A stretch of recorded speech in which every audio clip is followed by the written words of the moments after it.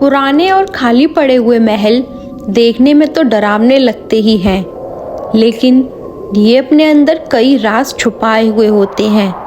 और आज की हमारी कहानी एक ऐसे ही महल की है जो है राजस्थान में। लेकिन ये महल भी खाली होने से पहले कभी खुशहाल हुआ करता था। यहाँ पर लोग रहते थे, खुशियाँ मनाई जाती थीं। लेकिन फिर हुआ एक ऐसा हादसा जिसने इस महल को बदल दिया। आज इस महल की दीवारों पर तस्वीर की जगह धूल जमी हुई है, कोनों में मकड़ी के जाले लगे हुए हैं और लोगों की जगह सिर्फ जंगली जानवर और पक्षी रहते हैं। तो एक ऐसा हादसा हुआ जिसने इस महल का आज ये हाल कर दिया। ये बात बहुत पुरानी है, करीब 1950s की। उस टाइम ये महल बहुत खुशहाल था। यहाँ एक राजा जिसका नाम ठाकुर देवेंद्र प्रताप सिंह था और उसकी फैमिली रहती थी। साथ में नौकर चाकर भी रहते थे और लोगों का आना जाना हमेशा लगा रहता था, क्योंकि राजा बहुत अच्छा था। वो हमेशा ही अपनी प्रजा की हेल्प करता था। जहाँ भी ज़रूरत होती थी वो वहाँ पहुँचता था। राजा अपनी फैमिली की भी पूरी देखभाल करता था और सबसे बहुत प्यार करता था। लेकिन फिर एक दिन महल को लगी किसी की बुरी नज़र और इस महल में आई एक औरत जिसका नाम था लज्जो। लज्जो किसी दूसरे गांव से आई थी। उसके बारे में किसी को सही से कुछ नहीं पता था, लेकिन बस इतना जानते थे कि वो बहुत अच्छा खाना बनाती है और उसे पैसों की ज़रूरत है। इसीलिए वो राजमहल गई। वहाँ जाकर उसने राजा से विनती की कि वो उसे राजमहल के रसोई घर में खाना बनाने में कुछ मदद करने दें। इतने पैसों में उसका गुजारा हो जाएगा। राजा और उसकी पत्नी बहुत दयालु थे। उन्हें उसके ऊपर दया आ गई और उन्होंने उसे राजमहल के रसोई घर में रख लिया। लज्जो ने बहुत अच्छा खाना बनाया जो कि राजा और उनकी फैमिली को बहुत अच्छा लगा। राजा हमेशा ही लज्जो के खाने की तारीफ करते थे और लज्जो भी अपने पूरे मन से हमेशा खाना बनाती थी। सब कुछ बहुत अच्छा चल रहा था। राजमहल में कोई परेशानी नहीं थी। लेकिन राजा के सामने एक प्रॉब्लम आई जिसमें उन्हें पता चला कि राजमहल में अचानक लोग बीमार पड़ रहे हैं और एक के बाद एक मृत्यु हो रही है। लेकिन किसी को उनकी मृत्यु का कुछ नहीं पता। राजा ने सोचा कि शायद लोगों के खान पान में या किसी बीमारी की वजह से इनकी मृत्यु हुई है। लेकिन मौतें होना बंद ही नहीं हो रही थी। एक के बाद एक मौत होती जा रही थी। राजा ने परेशान होकर एक तांत्रिक बाबा को बुलाया जो काफ़ी जाने माने तांत्रिक थे। जब उन्होंने महल में प्रवेश किया तो उनकी आंखें खुली रह गईं। उन्होंने राजा को चेतावनी दी कि इस महल में कुछ तो बहुत गलत है। फिर राजा ने तांत्रिक बाबा से पूछा कि महल में अचानक से इतनी मौतें क्यों हो रही हैं? ऐसा क्या हो गया है महल को? तांत्रिक बाबा को भी ज़्यादा कुछ समझ नहीं आया। उन्होंने बस इतना कहा कि महल को किसी की बुरी नज़र लगी है। यहाँ पर एक कथा होनी चाहिए जिसमें महल में छुपी हुई जो भी बुरी नज़र है वो बाहर निकल जाएगी। तांत्रिक बाबा के अनुसार महल में बहुत बड़ी पूजा की गई जिसमें पूरी प्रजा को बुलाया गया और पूजा के बाद सबको प्रसाद बांटा गया। राजा ने सोचा कि शायद अब सब कुछ नॉर्मल हो जाएगा, लेकिन ऐसा कुछ भी नहीं हुआ। बल्कि अब मौतें ऐसे होने लगी जैसे किसी का हाथ गायब हो, किसी का पैर गायब हो और किसी का सर गायब हो। राजा अब इस बात से बहुत परेशान हो गए थे। उन्होंने सब कुछ कर लिया था, लेकिन मौतें होना बंद नहीं हो रही थी। राजा ने महल की सेना को अब चौकन्ना होने को कहा कि वो एक एक इंसान पे अपनी नज़र रखें। कौन क्या कर रहा है, कहाँ जा रहा है, किसके साथ जा रहा है। और सेना ने भी ऐसा ही किया। फिर एक दिन पता चला कि लज्जो रात के टाइम कहीं जाती है अगली रात उसका पीछा किया गया, लेकिन लज्जो को ये बात मालूम थी कि उसका पीछा किया जा रहा है और उसने अपना रास्ता बदल दिया।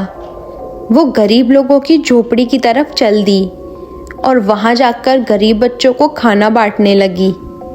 जब उससे पूछा गया कि वो इतनी रात में यहाँ क्यों आती है, तो उसने बस इतना कहा कि महल का बचा हुआ खाना वो गरीब लोगों में रात को आकर बांट देती है। और इस बात से लज्जो के ऊपर जो शक था वो दूर हो गया।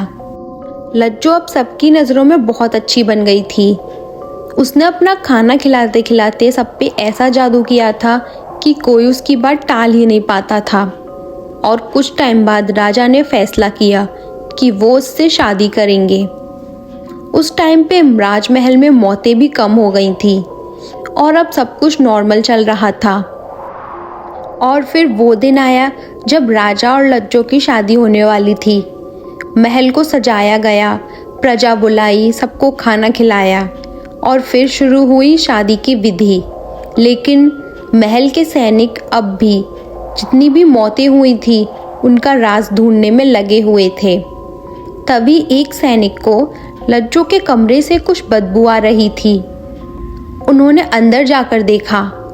जो उन्होंने देखा वो देखकर उनकी आंखें खुली रह गईं, क्योंकि वहाँ पर एक बैग था जिसमें हड्डियाँ पड़ी हुई थी जो कि सड़ चुकी थी, और उस बैग में से ही वो बदबू आ रही थी। उन लोगों को उन हड्डियों में सैनिकों के लॉकेट मिले जो सभी सैनिक पहनते थे, और तब उन लोगों को ऐसा लगा जैसे इन सबके पीछे लज्जो ही है। सैनिकों ने बिना देर किए राजा के पास दौड़ लगाई और उन्होंने जाकर राजा को सब कुछ सच बताया। जब तक राजा की शादी लज्जो के साथ हो चुकी थी। जब राजा ने लज्जो से सवाल किया, पहले तो वो चुप रही, लेकिन जब लज्जो को लगा कि अब उसका सच सामने आ चुका है, फिर उसने राजा को सब कुछ सच बताया कि वो एक आम लड़की नहीं है, बल्कि एक खून पीने वाली लड़की है जो एक गांव से यहाँ भागकर आई थी। उसको लोगों को मारकर उनका खून पीना बहुत अच्छा लगता है और वो राजा से भी इसीलिए शादी करना चाहती थी ताकि वो पूरी प्रजा पे अपना कंट्रोल कर सके और जब मर्जी हो किसी का भी खून पी सके। वो कोई आम लड़की नहीं थी, वो जादू टोना करती थी जिससे उसने राजा को फंसा लिया था।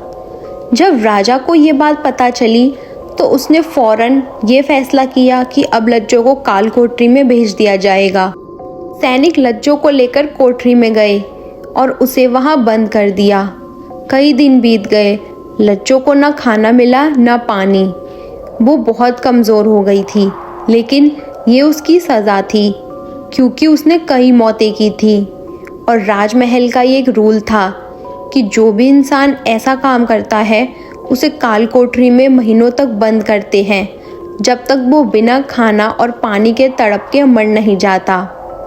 2-3 महीने बीत गए, लज्जो ने एक बूंद पानी तक नहीं पिया था और वो दिन रात बस राजा को कोसती रहती थी क्योंकि राजा ने उसका पूरा प्लान खराब कर दिया था।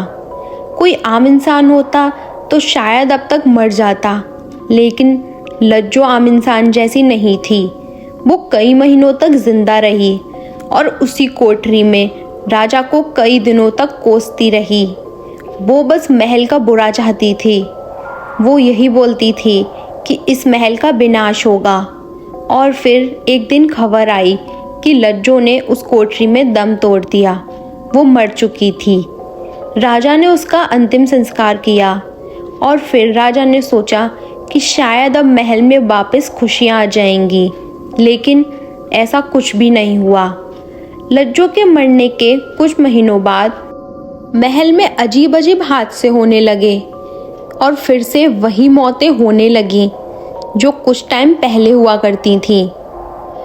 राजा अब और ज़्यादा परेशान हो गए थे क्योंकि अब तो लज्जो भी इस दुनिया में नहीं थी। फिर ये मौतें क्यों हो रही हैं? राजमहल में अब लोग रात को निकलने से भी डरते थे क्योंकि जब भी वो रात को बाहर निकलते उन्हें ऐसी आवाज़ें आती जैसे कोई बाहर घूम रहा है। कभी पायल के खनकने की आवाज़ तो कभी रोने की आवाज़।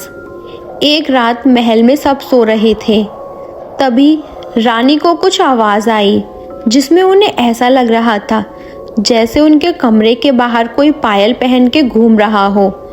उन्होंने उठकर देखा, लेकिन वहाँ कोई भी नहीं था। तभी उन्हें वो आवाज़ फिर से आई। उन्होंने उस आवाज़ का पीछा किया और पीछा करते करते वो सीढ़ियों के पास पहुंची। वहाँ ऐसा लगा जैसे किसी ने उनको धक्का दिया हो और वो सीढ़ियों से नीचे गिर गईं। और उस हादसे में रानी बहुत बुरी तरह जख्मी हो गई। कई डॉक्टर्स आए, उनका इलाज हुआ, लेकिन रानी को बचाया ना जा सका। लेकिन जाते जाते रानी ने राजा को एक बात बताई, जिसमें उन्होंने उस रात की सच्चाई बताई कि उन्हें एक आवाज़ आ रही थी और वो आवाज़ बिल्कुल ऐसी ही थी जैसी लज्जो की होती थी जब वो महल में चलती थी अपनी पायल पहनकर। तब राजा को पता चला कि हो सकता है कि ये लज्जो की आत्मा है जो महल में ये सब कर रही है। राजा को बहुत दुख हुआ जब रानी की मौत हुई। उन्होंने उन्हीं तांत्रिक बाबा को दोबारा बुलाया। तांत्रिक बाबा ने राजा के शक को यकीन में बदला कि ये लज्जो की आत्मा ही है जो महल का विनाश करना चाहती है। और तांत्रिक बाबा ने राजा को आगाह किया कि अब लज्जो उन्हें भी नहीं छोड़ेगी और वो एक एक करके सबको मार देगी। इससे पहले वो राजा को भी ख़त्म कर दे, वो महल को छोड़कर कहीं चले जाएं। राजा अपनी पत्नी को पहले ही खो चुके थे और वो अपने बच्चों को नहीं खोना चाहते थे। इसीलिए उन्होंने तांत्रिक बाबा की बात मानकर महल को छोड़ने का फैसला किया। राजा का कुछ पता नहीं चला कि वो अपने बच्चों के साथ आखिर गए कहाँ। लेकिन वो राजमहल अब पहले जैसा बिल्कुल नहीं रहा था। कोई वहाँ अगर कदम भी रखता तो वो वापस कभी नहीं आता।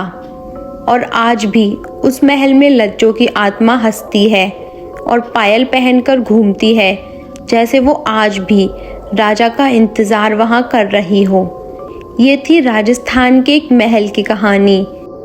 अगर आपको जानना है कि आगे राजा के साथ क्या हुआ, क्या वो जिंदा हैं या फिर इस दुनिया में नहीं रहे, तो कमेंट में पार्ट 2 लिखें। और अगर आपको भी ऐसी ही मिस्टीरियस स्टोरी सुनना पसंद है तो चैनल को सब्सक्राइब करें। और अगर आपके पास भी अपनी कोई ऐसी स्टोरी है जिसे आप सबके साथ शेयर करना चाहते हैं तो कमेंट करके या फिर ईमेल में अपनी स्टोरी बताएं। नेक्स्ट स्टोरी आपकी ही होगी। जब तक के लिए स्टे सेफ। मिलते हैं अगली वीडियो में।